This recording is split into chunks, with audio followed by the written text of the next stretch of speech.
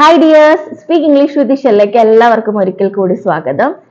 അപ്പം IELTS എഴുതാൻ പോകുന്നവരോ IELTS പഠിക്കാനിരിക്കുന്നവരോ IELTS പഠിക്കണം എന്ന് ആഗ്രഹമുള്ളവരോ ഒക്കെ ആണെന്നുണ്ടെങ്കിൽ തീർച്ചയായിട്ടും ഈ വീഡിയോ മുഴുവനായിട്ട് കാണുക. നിങ്ങൾ ലൈക്ക് ചെയ്യുക, ഷെയർ ചെയ്യുക, സബ്സ്ക്രൈബ് ചെയ്യുക. അതുകൂടാതെ നിങ്ങൾക്ക് ആർക്കെങ്കിലും ഇൻഡിവിജ്വൽ അറ്റൻഷനോട് കൂടി പേഴ്സണൽ ട്രെയിനറിന്റെ സഹായത്തോടു കൂടി കസ്റ്റമൈസ്ഡ് ആയിട്ടുള്ള നിങ്ങൾക്ക് ബുദ്ധിമുട്ടുള്ള ഏരിയയിലുള്ള ക്ലാസ്സസ് എല്ലാം വേണമെന്നുണ്ടെങ്കിൽ കാണുന്ന നമ്പറിൽ കോൺടാക്ട് ചെയ്യാം. എൻ്റെ ക്ലാസ്സസും ട്രെയിനേഴ്സിന്റെ ക്ലാസ്സസും എല്ലാം അവൈലബിൾ ആണ്. അതുകൂടാതെ മലയാളത്തിലും അർത്ഥം പറഞ്ഞ് മനസ്സിലാക്കി നിങ്ങളെ ഒരു ലെവലിൽ നിങ്ങളുടെ റിക്വയർഡ് ബാൻഡിൽ നമ്മൾ എത്തിക്കും. അപ്പോൾ ഒട്ടും അടിച്ചു നിൽക്കാതെ പെട്ടെന്ന് തന്നെ കോൺടാക്ട് ചെയ്യുക. സോ നിങ്ങൾ ഈ അടുത്ത് ഫെബ്രുവരിയിലോ മാർച്ചിലോ എക്സാം എഴുതാൻ പോകുന്നവരാണെന്നുണ്ടെങ്കിൽ നിങ്ങൾ തീർച്ചയായിട്ടും ഈ വീഡിയോ കണ്ടിരിക്കണം. കാരണം ടെസ്റ്റ് ഡേ ടിപ്സ് ആണ് നമ്മൾ ഇന്ന് പറയാൻ പോകുന്നത്. ഓക്കെ, എക്സാമിന്റെ അന്നത്തെ ദിവസം നിങ്ങൾ എടുക്കേണ്ട ടിപ്സ് അല്ലെങ്കിൽ മെത്തേഡ്സ് കാര്യങ്ങളാണ് ഡിസ്കസ് ചെയ്യാൻ പോകുന്നത്. അപ്പൊ എപ്പോഴും നമുക്കറിയാം കമ്പ്യൂട്ടർ ബേസ്ഡ് ആണെന്നുണ്ടെങ്കിൽ മിക്ക ഡേയ്സ് എക്സാമിനേഷൻ ഉണ്ട്. എനിക്ക് തോന്നുന്നു വെനസ്ഡേ ഒഴിച്ചു ബാക്കി എല്ലാ ദിവസവും തന്നെ കമ്പ്യൂട്ടർ ബേസ്ഡ് എക്സാമിനേഷന്റെ ഡേറ്റ്സ് അവൈലബിൾ ആണ്. പേപ്പർ ബേസ്ഡ് ആണെന്നുണ്ടെങ്കിൽ നമുക്ക് മന്ത്ലി 2 അല്ലെങ്കിൽ 3 ഡേയ്സ് ആണ് എക്സാമിനേഷൻ നടക്കാറുള്ളത്. അപ്പം കമ്പ്യൂട്ടർ ബേസ്ഡ് ആണെന്നുണ്ടെങ്കിൽ നമുക്ക് എല്ലാം ഒരു ദിവസം കഴിയും. ലിസണിങ്, റീഡിങ് ആൻഡ് റൈറ്റിങ്ങും പിന്നെ ഉച്ച കഴിഞ്ഞിട്ട് സ്പീക്കിങ്ങും അങ്ങനെ ആയിരിക്കും. അല്ല, ചിലപ്പോൾ രാവിലെ സ്പീക്കിംഗ്, ഉച്ച കഴിഞ്ഞിട്ട് ലിസണിങ്, റീഡിങ് ആൻഡ് റൈറ്റിംഗ് അങ്ങനെ ആയിരിക്കും.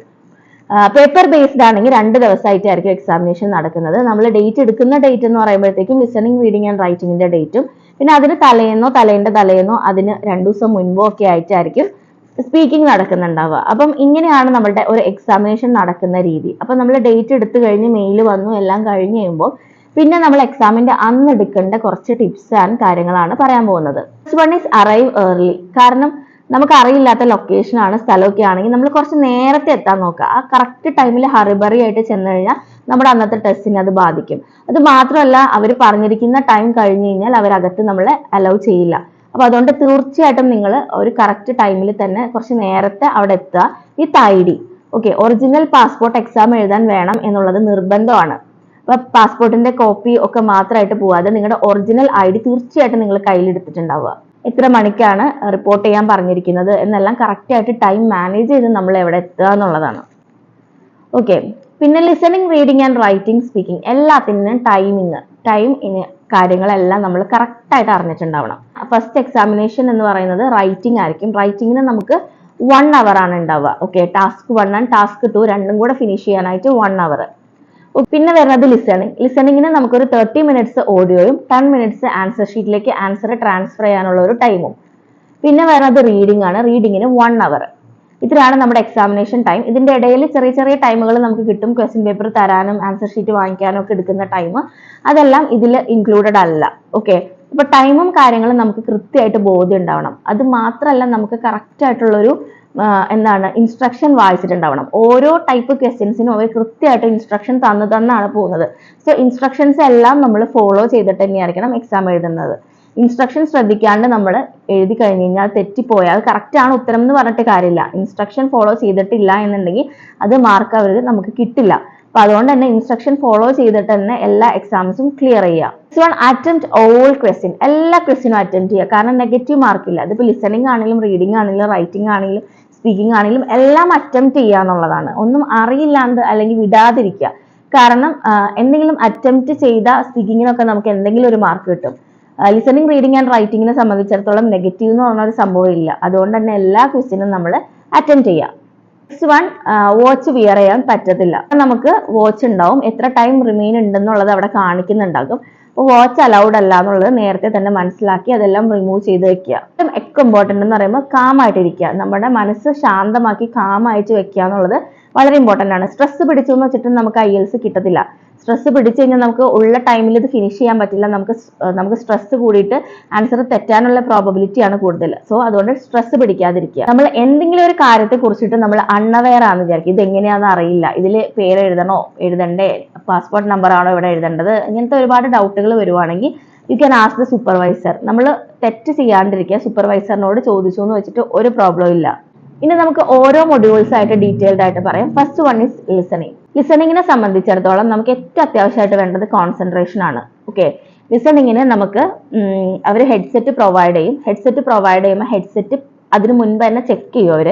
അപ്പോൾ ആ സമയത്ത് നമുക്ക് എന്തെങ്കിലും പ്രശ്നങ്ങൾ ഉണ്ടെങ്കിൽ തീർച്ചയായിട്ടും നമ്മൾ പറയുക എന്നുള്ളതാണ്. നമുക്ക് സൗണ്ട് കൂട്ടണമെങ്കിലോ ഇനി കുറയ്ക്കണമെങ്കിലോ എന്താണെങ്കിലും അവരോട് പറയാം, അല്ലെങ്കിൽ വല്ല ജർക്ക് ഉണ്ടെങ്കിലോ ഒക്കെ അവരോട് പറഞ്ഞു കഴിഞ്ഞാൽ അതിനുള്ള ഒരു സൊല്യൂഷൻ അവർ തന്നെ ചെയ്തു തരും. ഇനി ഓഡിയോ സ്റ്റാർട്ട് ചെയ്ത് നമ്മൾ കേൾക്കുന്നതിന്റെ ഇടയിൽ നമുക്കൊന്നും കേൾക്കാൻ പറ്റാണ്ടാവുകയോ അല്ലെങ്കിൽ സൈലന്റ് ആയി പോവുകയോ ഒക്കെ ചെയ്തു കഴിഞ്ഞു കഴിഞ്ഞാൽ നമ്മൾ എപ്പോഴും ഹാൻഡ് റേസ് ചെയ്യുക, അവർ പെട്ടെന്ന് വരും, ഏറ്റവും പെട്ടെന്ന് തന്നെ അവരെ അറിയിക്കുക. അറിയിച്ചില്ല എന്നുണ്ടെങ്കിൽ നമുക്ക് ചിലപ്പം റീ ചെയ്യാനുള്ള ഒരു ഓപ്ഷൻ കിട്ടത്തില്ല. അതല്ല നമ്മുടെ സാധനം വർക്ക് ചെയ്യാത്തതുകൊണ്ടാണ് നമുക്ക് കേൾക്കാൻ പറ്റാത്തതെന്നുണ്ടെങ്കിൽ അവർ നമുക്ക് റീ ചെയ്യാനുള്ള ഒരു ഓപ്പർച്യൂണിറ്റി തരും.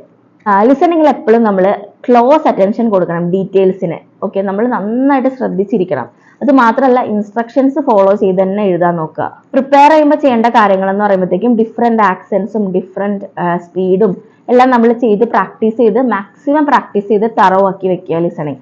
ഏറ്റവും പെട്ടെന്ന് നമ്മൾ ചെയ്ത് ഇമ്പ്രൂവ് ആക്കാൻ പറ്റുന്നതും IELTS ലിസണിങ് ആണ്. കുറച്ച് ദിവസം ചെയ്തില്ലെങ്കിൽ നമ്മൾ പെട്ടെന്ന് താഴേക്ക് പോകുന്നതും IELTS ലിസണിങ് ആണ്. സോ അതുകൊണ്ട് തന്നെ ഒരു കൺസിസ്റ്റൻസി മെയിൻറ്റെയിൻ ചെയ്ത് മിനിമം ഒരു ലിസണിങ് എങ്കിലും ഡെയിലി ചെയ്യുക എക്സാമിന് മുൻപായിട്ട്. ഒരു ലിസണിങ്ങിനെ സംബന്ധിച്ചിടത്തോളം ചെയ്തിട്ടുള്ളവർക്ക് അറിയാം 1 മുതൽ 40 വരെയാണ് ക്വസ്റ്റ്യൻസ്. എല്ലാം ഒറ്റ സ്ട്രെച്ചിൽ അങ്ങ് പറയുമല്ല. ഒരു 30 സെക്കൻഡ്സ് കുറച്ച് ക്വസ്റ്റ്യൻസ് വായിക്കാനുള്ള ഒരു ടൈം തരും, പിന്നെ അതിന്റെ ഓഡിയോ പറയും, പിന്നെ ഒരു 30 സെക്കൻഡ്സ് അടുത്ത ക്വസ്റ്റ്യൻ ആ ആൻസേഴ്സ് ചെക്ക് ചെയ്യാനുള്ള ഒരു ടൈം നമുക്ക് എടുക്കാം, പിന്നെ അടുത്ത സെക്ഷൻ വായിക്കാൻ ഒരു 30 സെക്കൻഡ്സ് തരും. ഇങ്ങനെയാണ് പോകുന്നത്. അപ്പം ഈ ഇൻ ബിറ്റ്വീൻ ടൈം നമ്മൾ വൈസ് ആയിട്ട് യൂട്ടിലൈസ് ചെയ്യുക. ഓക്കെ, ആൻസേഴ്സ് ചെക്ക് ചെയ്യാൻ പോവാതെ മുന്നോട്ടേക്കുള്ള ക്വസ്റ്റ്യൻസ് വായിക്കാൻ മാത്രം ഇതിന്റെ ഇടയിൽ കിട്ടുന്ന ടൈം യൂട്ടിലൈസ് ചെയ്യാൻ നോക്കുക. കാരണം ആൻസർ ചെക്ക് ചെയ്യാൻ നമുക്ക് ലാസ്റ്റ് 10 മിനിറ്റ് സമയമുണ്ട്, പക്ഷെ ക്വസ്റ്റ്യൻ വായിക്കാൻ നമുക്ക് ഇതിന്റെ ഇടയിൽ കിട്ടുന്ന ടൈം മാത്രമേ ഉള്ളൂ. അപ്പം മാക്സിമം നമ്മൾ ടൈം വൈസ് ആയിട്ട് യൂട്ടിലൈസ് ചെയ്യുക ലിസണിങ്ങിൽ. ലിസണിങ്ങിൽ ഒരു കാര്യം കൂടെ പറയാനുണ്ട്. ലിസണിങ്ങിന് നമുക്ക് എക്സാമിന്റെ അന്ന് പോകുമ്പോൾ എന്തെങ്കിലും ചെയ്ത് പ്രാക്ടീസ് ചെയ്യണോ അന്ന് എന്ന് ചോദിച്ചു കഴിഞ്ഞാൽ ഞാൻ പറയും ഒരു ലിസണിങ് ചെയ്തിട്ട് പോവുക എന്നുള്ളത്. കാരണം ലിസണിങ് എപ്പോഴും ഒരെണ്ണം എക്സാമിന് തൊട്ട് മുൻപ് ചെയ്യുന്നത് എപ്പോഴും നമ്മുടെ സ്കോറിനെ ഇമ്പ്രൂവ് ആക്കാൻ ഹെൽപ്പ് ചെയ്യും. കാരണം ആ ഒരു ആക്സെന്റ് നമുക്കൊരു മനസ്സിലിരിക്കും. അപ്പൊ അതുകൊണ്ട് തന്നെ എക്സാമിന്റെ പോകുന്നേക്ക് തൊട്ട് മുൻപ് ഒരു ലിസണിങ് കുറച്ചെങ്കിലും ചെയ്യുന്നത് നമ്മുടെ ബാൻഡിനെ ഇമ്പ്രൂവ് ചെയ്യാൻ സഹായിക്കും. Next one is reading. Listening പറഞ്ഞ പോലെ റീഡിങ് രാവിലെ തന്നെ എഴുന്നേറ്റ് ചെയ്ത് എക്സാമിന് പോകാൻ ശ്രമിക്കരുത്. നമ്മളുടെ അന്നത്തെ ഫസ്റ്റ് റീഡിങ് എന്ന് പറയുന്നത് നമ്മുടെ എക്സാമിനേഷനുള്ള റീഡിങ് ആയിരിക്കണം. കാരണം റീഡിങ് നമ്മളെ പെട്ടെന്ന് എക്സോസ്റ്റഡ് ആക്കും. ഓക്കെ, ഒരു റീഡിങ് ചെയ്ത് കഴിയുമ്പോൾ തന്നെ നമ്മൾ ടയേർഡ് ആവും, ബ്രെയിൻ എക്സോസ്റ്റഡ് ആവും. അപ്പം ഒരു റീഡിങ് നമ്മൾ ചെയ്തിട്ട് എക്സാമിന് വീണ്ടും പോയി ഒരു റീഡിങ് ചെയ്യുമ്പോൾ അത് നമ്മുടെ സെക്കൻഡ് റീഡിങ് ആണ് അന്നത്തെ ദിവസത്തെ. അപ്പൊ നമുക്ക് കുറച്ചും കൂടെ നമ്മൾ ടയേർഡ് ആവാനുള്ള ചാൻസ് ഉണ്ട്. അപ്പൊ അതുകൊണ്ട് തന്നെ റീഡിങ് അന്നത്തെ ദിവസം ചെയ്യരുത്, തലേന്നൊക്കെ ചെയ്ത് നിർത്തുക. അന്നത്തെ ദിവസം ഫ്രഷ് ആയിട്ട് നമ്മൾ ചെയ്യുന്നത് എക്സാം റീഡിങ് ആയിരിക്കണം. റീഡിങ്ങിലെ മെയിൻ ആയിട്ടുള്ള കാര്യം എന്ന് പറയുന്നത് ഇൻസ്ട്രക്ഷൻ ആൻഡ് കീവേഡ്സ് ആണ്. ഓരോ ടൈപ്പ് ക്വസ്റ്റ്യൻസിനും ഇൻസ്ട്രക്ഷൻസ് കറക്റ്റ് ആയിട്ട് തന്നിട്ടുണ്ടാവും, അത് ഫോളോ ചെയ്ത് തന്നെ എഴുതുക. അത് കൂടാണ്ട് ക്വസ്റ്റ്യനിലെ മെയിൻ കീവേഡ് വെച്ചിട്ട് പാസേജിൽ അത് എവിടെയാണ് കിടക്കുന്നത് എന്ന് കണ്ടുപിടിച്ച് കീവേഡ് യൂസ് ചെയ്ത് ആൻസേഴ്സ് കണ്ടെത്താൻ ശ്രമിക്കുക. കുറെ പേർക്കെങ്കിലും ഒരു തെറ്റിദ്ധാരണയുണ്ട്, ലിസണിങ് പോലെ തന്നെ ലാസ്റ്റ് ഒരു 10 മിനിറ്റ് ആൻസർ ഷീറ്റിലേക്ക് ട്രാൻസ്ഫർ ചെയ്യാൻ റീഡിങ്ങിന് ടൈം കിട്ടുന്നു. അങ്ങനെ ഒരു ടൈം ഇല്ല. ടോട്ടൽ 1 അവർ ആണ് റീഡിങ്ങിനുള്ളൂ. അത് ആൻസേഴ്സ് കണ്ടുപിടിക്കാനും ആൻസർ ഷീറ്റിലേക്ക് ട്രാൻസ്ഫർ ചെയ്യാനും എല്ലാത്തിനും കൂടെ 1 മണിക്കൂറേ ഉള്ളൂ. അപ്പൊ അതുകൊണ്ട് തന്നെ വിത്തിൻ ആ ടൈം സ്പാനിന്റെ ഉള്ളിൽ തന്നെ ആൻസർ ഷീറ്റിലേക്ക് ആൻസർ ട്രാൻസ്ഫർ ചെയ്യാൻ പ്രത്യേകം ശ്രദ്ധിക്കുക. കാരണം അങ്ങനെ നമ്മൾ എഴുതി കഴിഞ്ഞാലേ നമുക്ക് ടൈം മാനേജ് ചെയ്യാൻ പറ്റുള്ളൂ. എല്ലാം കഴിഞ്ഞ് ലാസ്റ്റ് എഴുതാൻ നിൽക്കുമ്പോൾ ചിലപ്പോൾ നമുക്ക് എഴുതാൻ ടൈം കിട്ടിയില്ല എന്ന് വരാം. അപ്പൊ അതുകൊണ്ട് തീർച്ചയായിട്ടും ഇത് നിങ്ങൾ ശ്രദ്ധിക്കുക. അപ്പം റൈറ്റിംഗിൽ നമ്മൾ ശ്രദ്ധിക്കേണ്ട കാര്യം എന്താണെന്നുള്ളതാണ്. റൈറ്റിങ്ങിനെ സംബന്ധിച്ചിടത്തോളം നമുക്ക് 1 അവർ ടൈം ഉണ്ട്, 2 ടാസ്ക് ഉണ്ട്. ഇപ്പം ജനറൽ ആണെങ്കിൽ ലെറ്റർ ആയിരിക്കും, അക്കാഡമിക് ആണെങ്കിൽ ചാർട്ടുകളായിരിക്കും. അപ്പം എന്ത് തന്നെ ആണെങ്കിലും നമ്മൾ ക്വസ്റ്റ്യൻ നന്നായിട്ട് വായിച്ച് മനസ്സിലാക്കി ആ വായിക്കാൻ നമ്മൾ കളയുന്ന സമയം ഒരു വേസ്റ്റ് ഓഫ് ടൈം അല്ല. ക്വസ്റ്റ്യൻ ഒരു 2, 3, 4 വട്ടം വായിച്ചിട്ട് ആൻസർ എഴുതി തുടങ്ങുക. ഓക്കെ, നമ്മൾ തെറ്റായി മനസ്സിലാക്കി ആൻസർ കുറെ എഴുതി കഴിഞ്ഞിട്ടാണ് ക്വസ്റ്റ്യൻ മനസ്സിലാക്കുന്നത് എന്നുണ്ടെങ്കിൽ പിന്നെ അത് ഭയങ്കര ബുദ്ധിമുട്ടായിരിക്കും. ആൻസേഴ്സ് ചേഞ്ച് ചെയ്യാൻ പറ്റണമെന്നില്ല. അത് കൂടാതെ നിങ്ങൾക്ക് അത് ഭയങ്കര ടൈം മാനേജ് ചെയ്യാനും ബുദ്ധിമുട്ടായിരിക്കും. അപ്പം എപ്പോഴും ക്വസ്റ്റ്യൻ വായിക്കുന്നത് ഒരു വേസ്റ്റ് ഓഫ് ടൈം ആയിട്ട് കൺസിഡർ ചെയ്യാതിരിക്കുക. എപ്പോഴും ഓരോ എസ്സേ എഴുതുമ്പോഴും അതിൻ്റെതായ ഫോർമാറ്റ് തന്നെ എഴുതുക. ഏത് എസ്സേ കിട്ടിയാലും ഒറ്റ രീതിയിൽ തന്നെ എങ്ങനെ എഴുതാം എന്ന് നിങ്ങൾ തെറ്റിദ്ധരിക്കാതിരിക്കുക. ഇപ്പോൾ do you agree or disagree essay എഴുതുന്ന പോലെയല്ല to what extent do you agree or disagree, അതുപോലെയല്ല what is your opinion essay, അതുപോലെയല്ല discuss both views and give your opinion. അങ്ങനെയാണെങ്കിൽ അവർക്ക് ഏതെങ്കിലും ഒരു മോഡലിൽ അങ്ങ് അല്ലെങ്കിൽ ഡിസ്കസ് എന്ന് പറഞ്ഞിട്ട് അങ്ങ് തന്നാൽ മതിയല്ലോ. അപ്പൊ എന്തുകൊണ്ടാണ് അവർ പല രീതിയിൽ ചോദിക്കുന്നതെന്ന് വെച്ച് കഴിഞ്ഞാൽ അതേ തരത്തിലുള്ള ആൻസേഴ്സ് കിട്ടാൻ വേണ്ടിയിട്ട് തന്നെയാണ്. അപ്പം നമ്മൾ ക്വസ്റ്റ്യൻ വായിച്ച് ഏത് ഫോർമാറ്റിലാണ് ഏത് രീതിയിലാണ് എന്തൊക്കെ എഴുതണം എന്ന് അനലൈസ് ചെയ്തിട്ട് തന്നെ എഴുതുക. എന്തെങ്കിലുമൊക്കെ എഴുതി വെക്കാതിരിക്കുക. പിന്നെ മാക്സിമം നല്ല നല്ല vocabulary, synonyms, connectors, complex and compound connectors, sentence structuring, ഇതെല്ലാം ശ്രദ്ധിച്ച് തന്നെ നമ്മൾ എഴുതാൻ നോക്കുക. Next one is speaking. സ്പീക്കിങ്ങിന് ഏറ്റവും ഇമ്പോർട്ടൻ്റ് എന്ന് പറയുന്നത് speak confidently and clearly. Okay, നമ്മൾ പമ്മി പമ്മി പറഞ്ഞാലും ഉറക്കെ പറഞ്ഞാലും അവർ ആൻസർ കേൾക്കാനുള്ളത് കേൾക്കും. അപ്പൊ നമ്മളെ കോൺഫിഡന്റ് ആയിട്ട് നമ്മൾ തന്നെ പറയുക. ഓക്കെ, നമുക്ക് അറിയണതേ നമുക്ക് പറയാൻ പറ്റുള്ളൂ. അപ്പൊ നമ്മളിപ്പോ പമ്മി പമ്മി പറഞ്ഞിട്ട് പ്രത്യേകിച്ച് കാര്യമൊന്നുമില്ല. സോ കോൺഫിഡന്റ് ആയിട്ട് നല്ല ക്ലിയർ ആയിട്ട് അവർക്ക് കേൾക്കാൻ പാകത്തിന്, ഭയങ്കര ഒച്ചെടുക്കാനല്ല, എന്നാൽ ഇങ്ങനെ ഒട്ടും കേൾക്കാതെ പറയാതെ നമുക്ക് അവർക്ക് ഒഡിബിൾ ആയിട്ടുള്ള രീതിയിൽ അത്യാവശ്യം ഉറക്കെ തന്നെ നമ്മൾ നല്ല കോൺഫിഡന്റ് ആയിട്ട് ആൻസർ പറയുക. ഇപ്പൊ സ്പീക്കിങ്ങിനെ സംബന്ധിച്ചിടത്തോളം ഭയങ്കര ഗ്രാമാറ്റിക്കലി പെർഫെക്റ്റ് ആയിരിക്കണം എന്ന് നിർബന്ധമൊന്നുമില്ല. പക്ഷെ ഇൻകറക്റ്റ് ആവാണ്ടിരുന്നാൽ മതി. ഭയങ്കര ബ്ലണ്ടേഴ്സും കാര്യങ്ങളും ഒന്നും ഉണ്ടാവാൻ പാടില്ല എന്നേ ഉള്ളൂ. ചെറിയ ചെറിയ മൈന്യൂട്ട് എറേഴ്സ് ഒക്കെ നെഗ്ലിജിബിൾ ആണ്. കാരണം ഇപ്പം മലയാളം തന്നെ നമ്മൾ എഴുതുന്ന ഭാഷയിലല്ലല്ലോ നമ്മൾ സംസാരിക്കുന്നത്. എഴുതുമ്പോൾ നമ്മൾ നല്ല വൃത്തിയായിട്ട് എഴുതും. പക്ഷെ പറയുമ്പോൾ നമ്മൾ ഒരു സെന്റൻസ് ചെയ്ത് തുടങ്ങിയിട്ട് പിന്നെ അടുത്തയിലേക്ക് നമ്മൾ അവിടെ നിന്ന് ഡൈവേർട്ട് ചെയ്തൊക്കെ പോകും. സോ അത് തന്നെയാണ് ഇംഗ്ലീഷ് സ്പീക്കിങ്ങിലും. നമുക്ക് അത് കുഴപ്പമില്ല. ഭയങ്കര പെർഫെക്റ്റ് ഗ്രാമർ അല്ലെങ്കിൽ സെന്റൻസ് ഇങ്ങനെ കറക്റ്റ് ആയിട്ട് സ്റ്റാർട്ട് ചെയ്യണം, കറക്റ്റ് ആയിട്ട് എൻഡ് ചെയ്യണം, അങ്ങനെ ഒന്നുമില്ല. നമുക്കൊരു സെമി ഫോർമൽ രീതിയിൽ സംസാരിക്കാം. പക്ഷെ എന്താണ് ഭയങ്കര ബ്ലണ്ടേഴ്സ് അല്ലെങ്കിൽ ടെൻസ് മാറി പോവുക, അങ്ങനത്തെ കാര്യങ്ങളൊന്നും വരാതിരുന്നാൽ മതി. പിന്നെ എപ്പോഴും നമുക്ക് ക്വസ്റ്റ്യൻ മനസ്സിലായില്ലെങ്കിൽ അവരോട് ചോദിക്കുക, pardon me, could you please repeat the question എന്നല്ല. ക്വസ്റ്റ്യൻ മനസ്സിലാവാതെ തെറ്റായ ഉത്തരം പറയുന്നതിനെക്കാട്ടിലും നല്ലത് ക്വസ്റ്റ്യൻ ഒന്നും കൂടെ ചോദിക്കുന്നതാണ്. അതിന് നമുക്ക് മാർക്കൊന്നും ലൂസ് ആവില്ല. നെക്സ്റ്റ് മനസ്സിലാക്കേണ്ട കാര്യം, ID മസ്റ്റ് ആയിട്ട് കൊണ്ടുപോവുക, പെൻ മസ്റ്റ് ആയിട്ട് കൊണ്ടുപോവുക, വാട്ടർ ബോട്ടിൽ ക്ലിയർ ആയിരിക്കണം. ക്ലിയർ വാട്ടർ ബോട്ടിലാണ് കൊണ്ടുപോകാൻ പാടുള്ളൂ.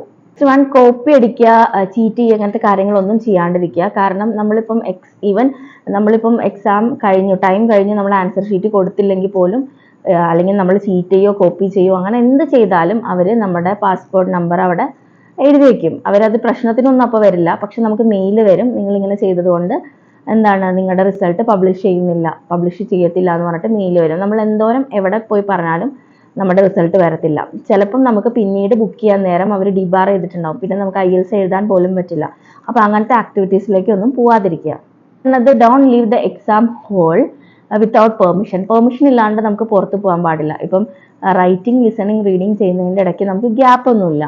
അപ്പം അത് നമുക്കിപ്പോൾ അത്ര നിർബന്ധമാണ്, അത്ര എന്തെങ്കിലും വാഷ്റൂമിൽ പോകണം അങ്ങനെയൊക്കെ ആണെങ്കിൽ പോലും അവർ ഓൾറെഡി എക്സാമിന് മുൻപ് വാഷ്റൂമിൽ പോകാനൊക്കെ പറഞ്ഞിട്ടാണ് നമ്മുടെ എക്സാം സ്റ്റാർട്ട് ചെയ്യുക.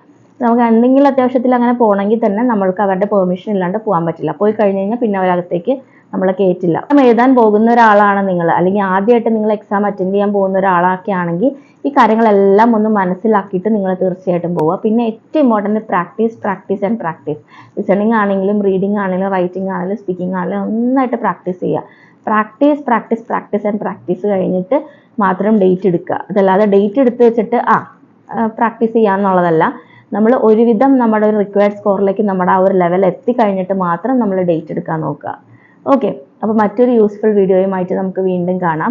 അതിന് മുമ്പായിട്ട് പറഞ്ഞോളട്ടെ, നിങ്ങൾക്ക് ആർക്കെങ്കിലും IELTS, OET, PTE ഇൻഡിവിജ്വൽ അറ്റൻഷനോടുകൂടി ക്ലാസ്സസ് വേണമെന്നുണ്ടെങ്കിൽ ഈ കാണുന്ന നമ്പറിൽ കോൺടാക്ട് ചെയ്യാം. എൻ്റെ ക്ലാസ്സസും ട്രെയിനേഴ്സിൻ്റെ ക്ലാസ്സസും എല്ലാം അവൈലബിൾ ആണ്.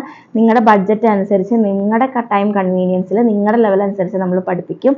നമ്മളൊരു ട്യൂഷൻ മെത്തേഡിൽ മലയാളത്തിലും അർത്ഥം പറഞ്ഞു തന്നെയാണ് നമ്മൾ പഠിപ്പിക്കുന്നത്. അപ്പോൾ നിങ്ങൾക്ക് തീർച്ചയായിട്ടും മനസ്സിലാവുകയോ ബുദ്ധിമുട്ടോ കാര്യങ്ങളോ ഒന്നും വരത്തില്ല. അപ്പോൾ പെട്ടെന്ന് തന്നെ കോൺടാക്ട് ചെയ്തോളാം. അപ്പോൾ മറ്റൊരു അടിപൊളി വീഡിയോയുമായിട്ട് നമുക്ക് വീണ്ടും കാണാം. അതുവരേക്കും ബൈ.